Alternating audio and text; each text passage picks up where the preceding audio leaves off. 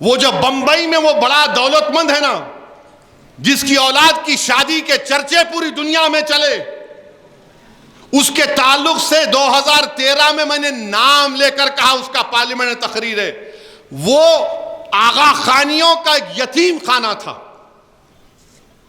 वाकिफ ने कहा कि उस जगह पर कुरान पढ़ाया जाए, तो इस दुनिया के दौलत तरीन आदमी ने उस यतीम खाने को धोखाधड़ी से 20 करोड़ में खरीद लिया और अपना एक बड़ी बिल्डिंग बना दी।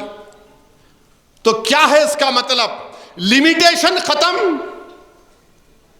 जो काबिज है 12-13 साल से लिमिटेशन गया, उन्हें मालिक बन जाता। अच्छा चलो उससे भी नहीं हुआ तो कलेक्टर साहब है, कलेक्टर साहब है, कलेक्टर साहब बोल देंगे नो नो नो, मुसलमान ने आपकी नहीं है प्रॉपर्टी, इवैक्यू प्रॉपर्टी है। यानी जो लोग पाकिस्तान को गए थे, खासतौर से पंजाब, हरियाणा, यूपी से, वो जाने से पहले भारत के नागरिक थे, उस वक्त जो भी भारत था, उन्होंने वफ कर दिया। तो मोदी जी बोले ओहो बहुत है रे यहाँ पे मलाई, अपने दोस्तों को दे सकता हूं मैं, जिसको पार्लियामेंट में हम लोग बोलते हैं डबल ए। 2 डबल ए है भारत में, कहीं असदुद्दीन अकबरुद्दीन नहीं समझना आप, ये 2 डबल ए प्लस है, वो डबल ए माइनस है। तो इवैक्यू प्रॉपर्टी का कानून खत्म, गवर्नमेंट की हो जाएंगी। पंजाब में हजारों एकड़ है, वो गैब, बचेगा क्या मेरे भाई? सिर्फ नाम पे वक्फ होगा, सब छीन लिया जाएगा। अगर कोई उठ के बोलेगा असदुद्दीन तुम जज्बाती तकरीर कर रहे हो, तो मैं तुमसे कह रहा हूं और एक मिसाल दे रहा हूं। मथुरा की ईदगाह, जहां पर कृष्ण जन्मस्थान हमारे हिंदू भाई मानते हैं, हम उनकी कदर करते हैं, उनका अकीदा है, हम उसकी कदर करते हैं। 1965 में हिंदू और मुसलमानों ने बैठकर यूपी सुन्नी वक्फ बोर्ड से इजाजत लेकर मुसलमानों ने कहा कि हमारे हिंदू भाइयों से हमारा झगड़ा खत्म करने के लिए हम वक्फ की 8 एकड़ जमीन कृष्ण जन्मस्थान को देते हैं। दिए, एग्रीमेंट हुआ, कोर्ट में गए, 2023 में मुकदमा पड़ गया। अब जब वो ये कानून बन जाएगा तो कलेक्टर बोलेगा गवर्नमेंट प्रॉपर्टी, कलेक्टर बोलेगा है ही नहीं, गई मस्जिद। और जैसा कि हमने सुना कि आरएसएस की ज़हनियत रखने वाले लोग भारत के कई मसाजिद को कहते हैं कि वो मस्जिदें नहीं थीं। फिर उत्तराखंड में यकसा सिविल कोड उस रियासत में लाया गया। हर तरीके से हमको घेर रहे हैं। एक मुसलमान इनके पास एमपी नहीं है, इनके अलायंस में नहीं है, ना इन्हें टिकट दिए नरेंद्र मोदी, मगर आज आप आके बोल रहे हैं कि मैं वक्फ की जायदाद को अच्छा करना चाहूंगा। मेरे भाई, ये हमारी शरीयत में मदाखलत है। हमको इबादत करने से रोका जा रहा है भारत के मुसलमानों को। इस तरह का बिल लाकर नरेंद्र मोदी हमको हमारी शरीयत से हमको छीनना चाह रहे हैं, हमको इबादत नहीं करने देना चाह रहे हैं। और ये इनके चमचे दुम छल्ले जो रंग बिरंगी कपड़े पहनकर चापलूसी कर रहे हैं। अरे जालिमो, तुम जब मरोगे ना तो तुम्हारे कब्रिस्तान को गवर्नमेंट डिक्लेयर कर दोगे। तुम्हारी बाप की खबर पर कोई अगर महल बना लेगा तो तुम क्या बोलोगे? मत करो चापलूसी वक्फ, हुकूमत वक्फ की। ये वक्फ सबका है। मौलाना ने कहा ये इबादत है, वक्फ करना इबादत है। मेरे अजीज दोस्तों और बुजुर्गों, आपको, हमको, पूरे मुल्क के लोगों को जो इस मुल्क की खूबसूरती को मानते हैं, इस मुल्क की खूबसूरती इसका भाईचारा है। इस मुल्क की ताकत हर मजहब को अपने अपने मजहब पर चलना है। मगर मोदी सिर्फ मुसलमानों को निशाना बना रहे हैं। और मोदी जानते हैं कि मुसलमानों को निशाना बनाते रहो, क्योंकि उनको इलेक्शन में शिकस्त नहीं होगी। मुसलमानों को बताओ ये दुश्मन है, इनसे खतरा है। बीजेपी के लोग बोलते इतनी वफ की जायदाद है, वो 2 इंडोनेशिया कहते, एक मलेशिया, एक फुला मुल्क। मैं एक साहब से पूछा, मेरे सामने बोल रहे थे, मैंने आप क्या टेप लेके मेजर करे? नहीं, आपके पास जो है, कोई किसी के खेत में जाके आप नमाज पढ़ लिए तो वक्फ हो गई, आप खेत में जाके सूरे फातिहा पढ़े तो वक्फ हो गई। मैं बोला उफ, वो आप तो फजीलतुल शेख बोलना पड़ेगा आपको। बोले क्या मतलब? मेरा बहुत बड़े आलिम दीन। तो मुस्कुराए। मैं बोला एक बात बोलूं, आपको बुरा नहीं माने तो? बोले बोलो। बोला मैं पार्लियामेंट के किसी एक कोने में जाके, क्योंकि मैं सफर में होता हूं, मैं कसर की नमाज पढ़ लिया, मैं भी बोल दूं पार्लियामेंट वक्फ हो गया?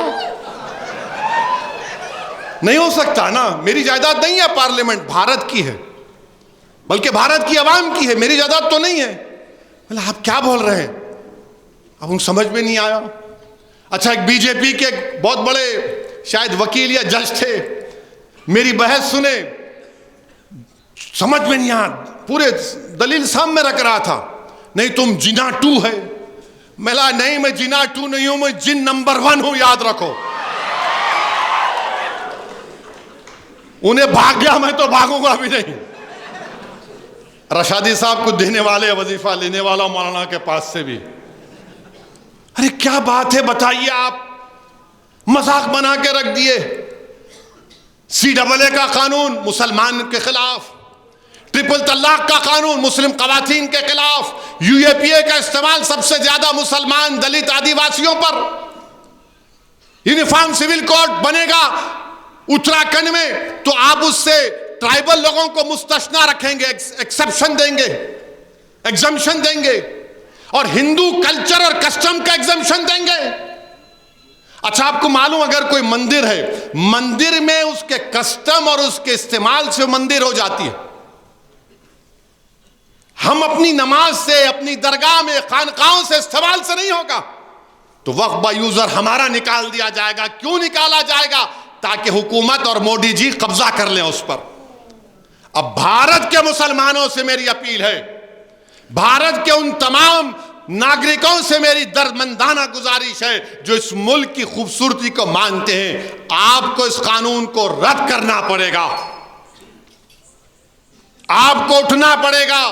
बल्कि मैं तो भारत के तमाम मसाजिद के इमामों से अपील कर रहा हूं, आप अपने जुमे की नमाज से पहले, जुमे के खुतबे से पहले अपने बयानों में इस कानून की मजम्मत करिए, इस कानून की मजम्मत करिए, बेदार करिए मुसलमानों को जो ख्वाबे गफलत में है अभी तक।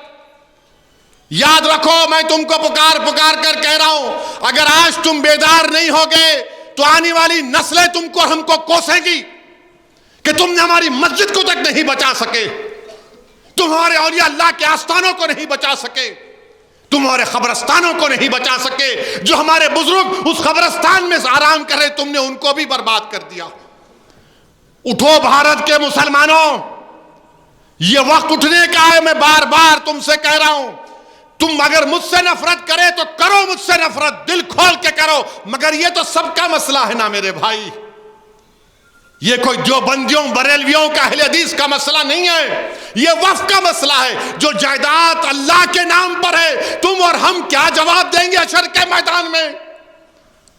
उस अल्लाह के सामने हम क्या बोलेंगे कि परवरदिगार, जो हम तेरे नाम पे चीज थी उसको नहीं बचा सके? क्या जवाब दोगे आप और हम? बताओ।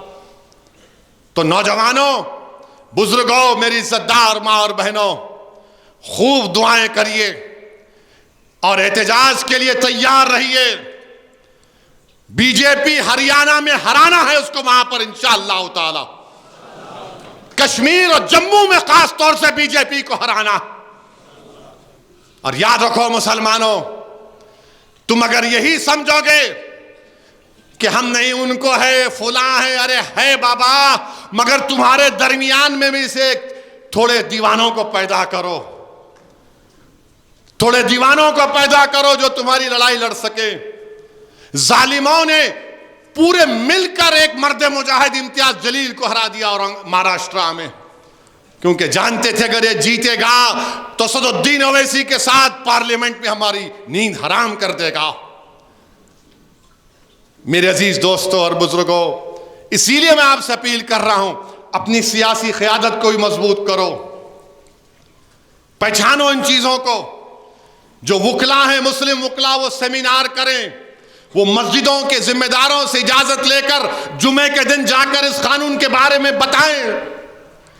जो मशाइखीन उज़्ज़ाम है वो अपने खानखाओं में ना बैठे, बल्कि खानखाओं से निकलकर रस्म शब्बीर अदा करने का वक्त है। ये जो लोग यतीम खाने चलाते हैं उनको खतरा है, मसाजिद को खतरा, दरगाहों को खतरा, सब छीन ली जाएंगी।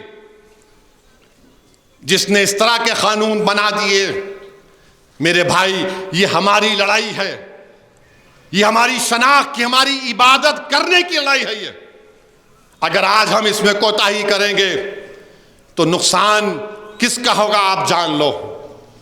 नुकसान हमारा ही होने वाला है, खुदा ना खास्ता।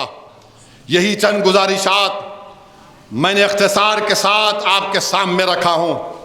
एहतजाज का जब ऐलान होगा तो एहतजाज पुरअमन होना चाहिए और पुरअमन ही होगा इंशाअल्लाह ताला।